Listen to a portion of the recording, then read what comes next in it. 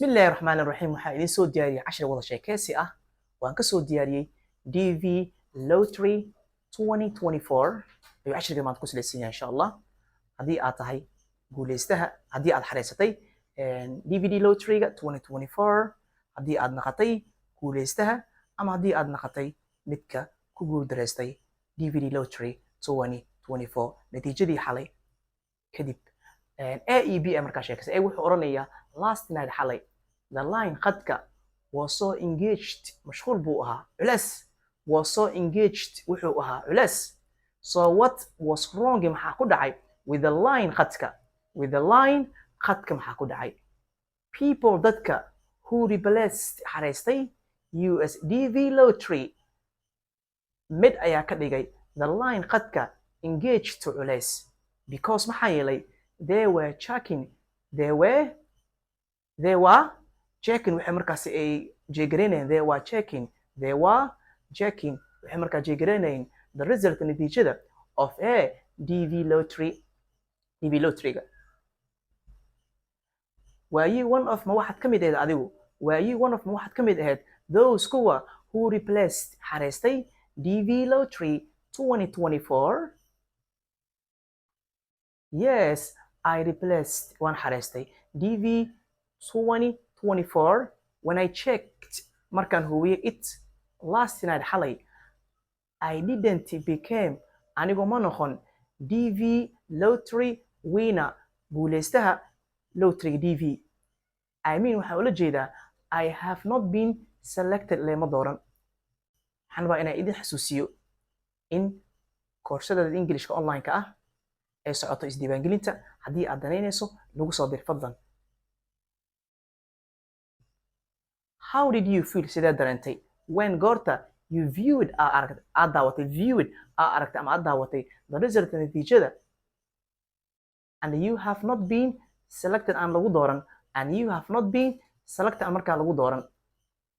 anigu stalified waa niijaway weeyaan stalified waa niijaway because maxaa yeelay it is waa the second time markii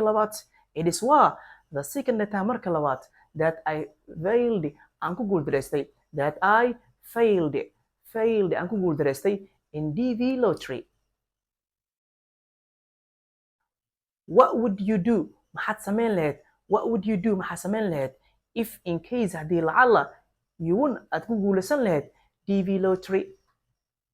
I would aniga markaas pack waxaan xirxiran lahaa my bags boorsooyinkayga and get ready waxaan isku diyaarin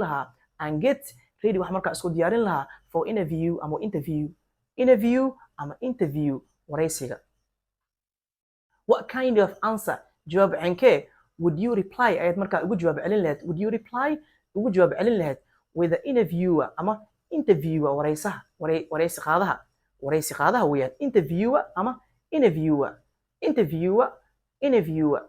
interviewer if he asks you haddii uu ku weydiiyo the reason sababta you are leaving aad markaa aga tegaysid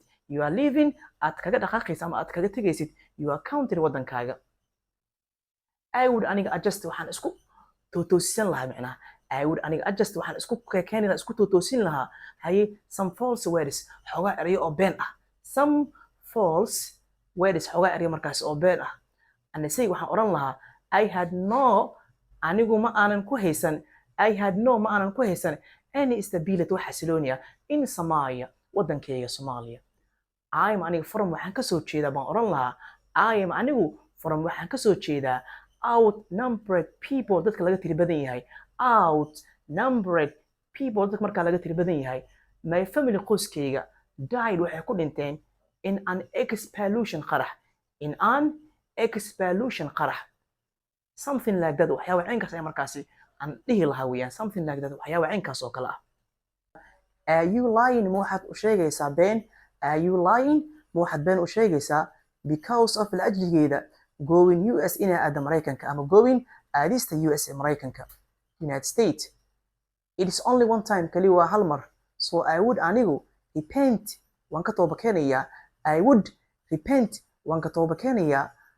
from it waan ka tooba keenayaa